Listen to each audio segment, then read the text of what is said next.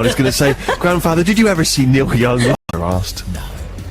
I really like this one. Sam in Colchester feels the same as me. She knows exactly how I feel, only with the Libertines, she could punch anyone claiming to be a bigger fan. Right, so Sam in Colchester, she was there at the beginning of and is the biggest Libertines. fan of the Libertines. Okay, good. Well done, Sam. I'm sure there's a few others that will lay claim to that.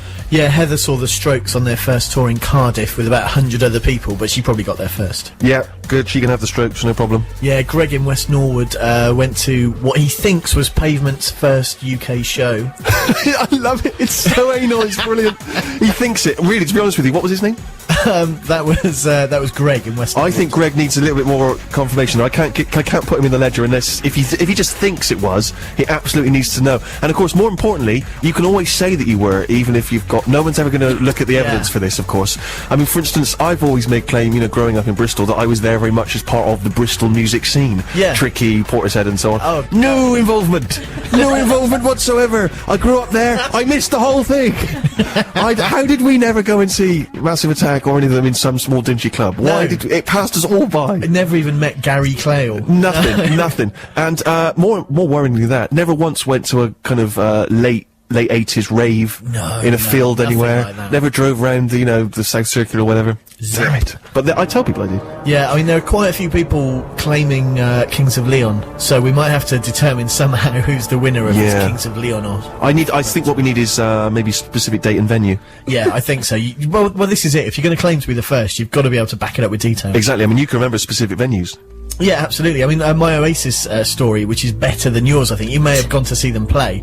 I obviously bought all the first singles, but then I went to a record fair and found a promo copy of the first single and thought if I buy that, it makes it look like I was there. But who are these people? This is what I love. It's like, who's coming round your house and going through the collection? The catalogue numbers of the And singles. what's the best that can happen? They go, from the new Casio Tone for the Painfully Alone album, that is Optimist versus The Silent Alarm. Steve Show 6 Music, and we are compiling together a giant archive of you the listeners and when you were there first. It seems to me that you the listeners, just like us, the nerds broadcasting to you now, are proud unnecessarily of things that you were there at the beginning of. No one cares except us. We're drawing up a giant ledger and you can send your contributions to us.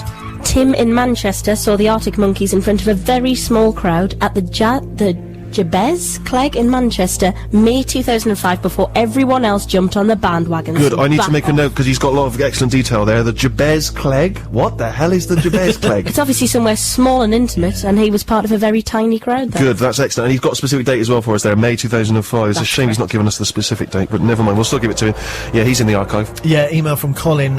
You mentioned The Cure. He went to see The Cure in '79 at the Crawford Arms in Wolverton. They'd only released one album then, so he knew most of the songs. They didn't play for 3 hours. I'm going to give him a round of applause for that. That's tremendous work.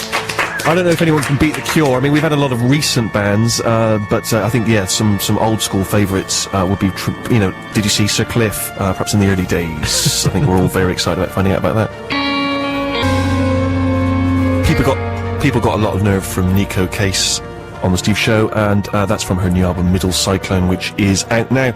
After the news, we'll have live music from one-man band Gautier, plus we'll be back, I'm sure, with other whatnots and drivel.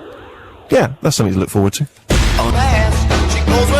Apparently, he played the guitar. He played Eddie's guitar. Some say even learnt to play guitar on that, although I'm sure that just legend. But I'm sure there's some rock fans out there who'll confirm or deny whether that's true. Weren't you in a school production Eddie Cochrane's I was, death? wasn't I? Yeah. I don't think it was about Eddie Cochrane's death specifically. it was more of a light-hearted musical romp, which happened to feature a cameo by Eddie Cochrane at the end. Not the Eddie. But yes, what was it called? It was called. Was it called something else? No, it can't have been. That would have been too cool. What was his other big hits? Stairway to Heaven. Maybe it was not Stairway to Heaven. What am I talking about? 3 Steps to Heaven. Maybe. Oh, who knows? Anyway, a lot of people are saying it's not going to get a revival. a much-needed revival. But yeah, I played an amusing vicar. You may recall. It was judging a dance hall contest. It was set in the 50s. Wacky. It was wacky, and every night I changed the lines slightly. I had to pull out an envelope and read out the winners. But every night I would, instead of just reading out the winners, I would say something like, 2 loaves of bread, blah, blah, blah. Oh, no, it's my shopping list. To hilarious, I have to say, hilarious response. I'm sure you could probably still find a shaky, home recording of that. Talking of which, actually we're done with Jackie's Smith and her filthy past. But we are talking about people who want to lay claim to various they were there firsts. Yeah, we were just talking before the news about that strange obsession which certain generally blokey music fans have of wanting to lay claim to the fact that they were at the beginning of something. And people, it's crazy, isn't it, how you throw something like this out and it's utterly pointless for both the people doing it and us and the listeners, and yet the emails and texts are ablaze. Yeah, not music related this one, but Fahad says, I was there at the beginning of the TV show Heroes. I downloaded episode 1 illegally before it was even aired in America. Can he have Heroes? But I love him being so proud of that. He's going to go on a different list, and that list is going straight to the police. Or to the feds, I should say. Wait till the feds get on him. Yeah, no, it's strange that idea of, like saying, yeah, I bought a bootleg DVD whilst in Thailand. Oh, did you? Well done. Depriving money from rich movie stars. Kieran saw Kasabian supporting Electric Six in September 2003. And as he points out, there were an awful lot of dates on that Electric Six tour, so he doesn't think I'm alone. I also saw them. So yeah, you're not alone. Okay, good. Well, I'll put both of you on the list for that one. Thanks. Well done. Anonymous texter, ending 26, I should say, saw Primal Scream at Blythe Sports Centre in 89. Not only that, it was the first time they played Loaded, Steve. Of course it was. Oh. Can I just ask, was that Blythe Sports Centre in Blythe as in the northeast, or is there another Blythe? Because that's quite exciting for me. Although I'm confused there, Harry, because Loaded, we know, was of course sort of derived from a previous Primal Scream song. So is he saying he heard that version of it? Right, I don't know. I mean, again, I need more clarification before I can put him on the list. Light on detail. Very light on detail. There's a point. Thank you very much indeed, guys, for that. I've been playing, for some reason, I've been intending to play this for weeks, but we didn't get around to it for some reason. You know I love a cover version. We already heard the Spinto Band doing Debbie Gibson earlier, and this is charming. A lot of people who've seen the film will recognise the Mr. Cover No, that's true. jingle for some time. Shall we? Yeah. Mr. Cover. Still racist.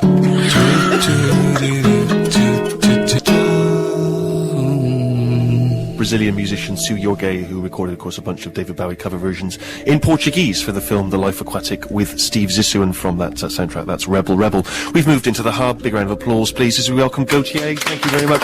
Now, I may be pronouncing that wrong. Is it Gautier, Gertier, Goiter? Gautier is closest. Is that the closest? Gautier? Gautier? Gautier? Gautier. Does that make sense for English speakers? I don't know. People from England? We were told... How would you pronounce Jean-Paul Gaultier's surname? I would pronounce it Jean-Paul Gaultier. Okay. Is that... Take that as but your you're point. not spelling it the same, so I'm confused. No. G-O-T-Y-E is that's just deliberately perverse.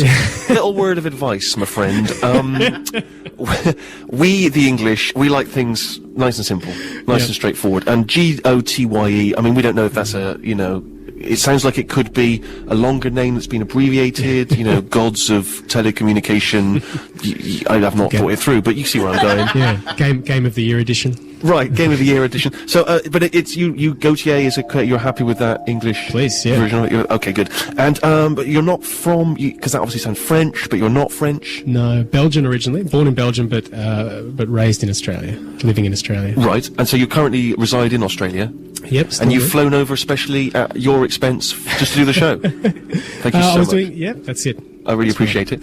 And, I have to say, today we've been talking about being at the beginning of something, and this is very much at the beginning for us, because we're not familiar with your stuff, but we've heard great things. So, I think the best thing would be if we just heard something from you straight away and get a sense of what's happening. No worries. Brilliant. So what tune are you going to play straight up? Well, you said Gautier as a name, and the spelling thereof may be a little bit perverse, but couldn't perhaps compare with the perversity of this song title, which has been a mouthful for, I think, any radio DJ who's tried to introduce it in the past, and it is Learn a Little Giving and Lovin'. That's one word, no spaces. Learn a little lovin' and give it again. Learn a little giving and lovin'. Learn a little giving and lovin'. Here it is, Gary, and then give it a tremendous. Absolutely tremendous. So, if you would just introduce us to the members of your gospel choir. Beautiful ladies, so sweet of them to have come all the way in. No, we should make it clear that you're here with the drum kit and your voice, and then you have, I guess, you've got what I believe they call a computer. And so, what have you done? You've put together the kind of the larger sound. Is that from samples and? Well, the records I make are from samples, from lots of chopping of collecting lots of records, chopping bits and pieces together, and then the for me strange process is then transferring that to a live performance where I'm pulling things out out of the tracks and choosing what I want to play live when I play by myself, especially as a one-man band. So yeah, in this case, it's drum kit and my voice, and my computer's got to take care of the rest. So if we were to see you live, then you are kind of dropping in samples and stuff as you go, even as you play, or you've compiled together the backing track. I mean, how would we? It varies song to song. You know, this one, you know, as being such a sort of up-tempo tune, I feel I just always try to decide what am I going to have the most fun with. Yeah. So in this tune, you know, it's really just slamming the drums for the whole song and screaming my nuts off. And Sure. I'll happily let the computer do the rest. But you know, other songs, yeah, sort of triggering samples live, manipulating them, playing some piano, running around, playing a bit of percussion. Some songs are kind of me running, you know, one side of stage to the other, doing different instruments, you know, as little feature bits. As the track progresses. And so you never perform with other people, it's always you and your machine. You never bring in, you know, three big ladies. I don't know why specifically a backing group has to be three big ladies. It is in my head. Well, you know, I did say before I want to have a lot of fun, you know, the most fun I can. So, Yeah, absolutely. well, I played in Australia. Gautier and three big ladies. Once in a lifetime spectacular. Yeah, In yeah. Australia, I've played with a pretty big band. I've put together what I called a mini orchestra. Had a Right. 12-piece band, which included a string quartet, horns, percussionist, bass player, guitars, and I'd still kind of flip between drum kit, samples, and vocals and other stuff. But you know, till I make the big bucks, can't afford to, you know, get a band together over here. So I've been doing a one-man show for all my European touring for the last year or so. And so when you have the full band, they are recreating the sounds that you've built together from samples, and you don't sort of orchestrate, you know, you don't write stuff specifically for them. And I tend to try to, you know, sort of push my arrangements, and say with that song, actually, when I was playing that live with the band, I did a very disco sort of Barry White style string arrangement to go on top of the big horn sort of fanfares, and you know, my live horn players were covering some of the horn parts, but you know, two saxes can't really cover that whole Motown horn style. So sometimes it's a matter of combining samples I've used on the record, or different samples I might choose to sort of spice up the live arrangement, combine that with some live playing, layering, and then sometimes coming up with a new arrangement, whole part, say for instance the string part for that tune you just heard. And if we were yeah. to hear a whole album, is it largely the same sort of samples that you draw on, or do you find that you're using stuff from all kinds of different musical genres? Oh yeah, it's I mean, if there's you know, what some people have found to be, you know, what for some people has drawn the most superlatives on my record, the diversity of it is also for some people the biggest negative, the biggest kind of like question mark. What's this guy trying to do? Right. Putting this track next to this track. Sure. And, you know, I've always been someone who just loves really diverse records of things that kind of, you know, surprise you and take you in different directions. In a band like Ween, for instance. Sure, right, yeah. And so, yeah, you know, the album's a real mixed bag. You know, it's obviously real 60s Motown homage, but. Or maybe as you'll hear from me after playing another track, it sort of heads to some different directions. Okay, tremendous. And you say you're originally from Belgium. Yeah. Now I remember, just because I very rarely get to talk to people from Belgium, and I remember there when I first moved to London, there was an advertising campaign. It was a poster, and it was from the Belgian Advertising Tourist Board. Right. And this was their attempt to lure people to Belgium. It just said Belgium, it's slightly different. And that was their I swear to God, that was their genuine poster. Now, just because I've never really been able to confirm this, is it slightly different? I suppose so, yeah. Slightly different I'll trust from the what? tourist board on that. I don't know. Slightly different from London? From outer space. Right, It's right. from Australia, that's for sure, in my Yeah, experience. You know, that's funny you mention that, because I find the same thing. You know, in Australia, they've had for the last decade or so some pretty extreme road sort of safety commercials from the Road Traffic Authority, the RTA. Really graphic things like, you know, sort of slice of life. You know, people driving in a car, maybe just having a chat, and then suddenly a massive car smash happens, and it's really gory. And they've really shocked people, I think, into perhaps thinking more about putting their seatbelts on, not drink driving, etc. What I found had what seemed like a similar campaign about, you know, thinking more seriously about road safety, and it was like, speed, why not slow down? It's just so civilized. You'll still get there. That was the tag.